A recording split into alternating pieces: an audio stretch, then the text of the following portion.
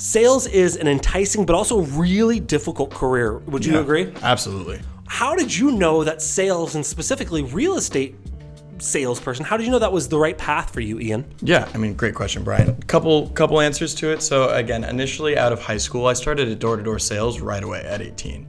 Did quite well in it, selling solar, water filtration systems, security systems, pretty much anything I could get my hands on.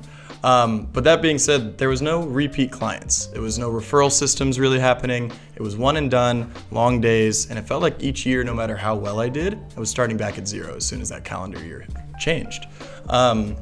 So the thought for real estate specifically was it seemed a lot more scalable than any of the other sales avenues I had seen previously.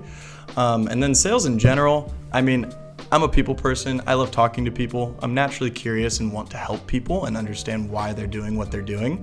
So I think it caters to my personality a bit. But I mean, I could ask the same thing kind of back to you. What draws you to, wanting to lead a sales team in terms of what draws you to the people side of it?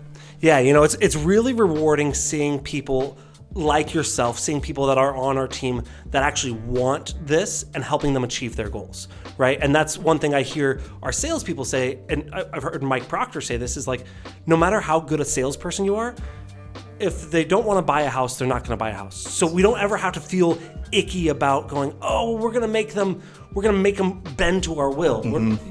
You can do that maybe with sneakers, but not a house, right? So true. And so I love working with agents, and I'll talk to people on the team. I go, that guy's going to make it, that girl's going to make it, or this person doesn't have the instinct to really crush. Yeah, absolutely. And I think that's a perfect segue kind of to the second part of why I think sales speaks to me as well as other people is I've worked other jobs, being a server, for example, where no matter how well I do the interactions I have with someone, I'm pooling those tips and splitting it with people that, in my opinion, didn't put in that same work.